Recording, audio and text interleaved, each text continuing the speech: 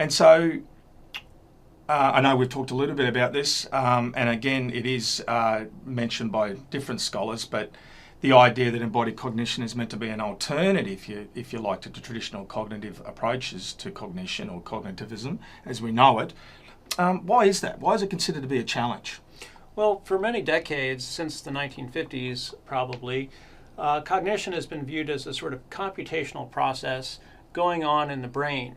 And what embodied cognition emphasizes is the brain and the body in interaction with the environment. The brain certainly plays a role still, but they minimize or diminish the role of the brain in cognitive processing. Sure, I can imagine that would be quite challenging for people who've had a vested interest or research in cognitive science for a long time. So I know. I know just recently you went to a philosophy of science conference. How are you?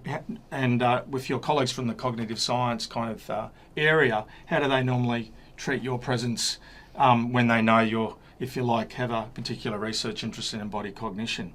Well, a lot of researchers, psychologists, and others doing empirical work are happy to have a philosopher along to ask questions about the conceptual foundations of what they're doing and their interpretations of the data. And of course, there are others who might hold their nose a bit when a philosopher's in town because they look at us with suspicion. I could say something there, but I'm not going to. Next question.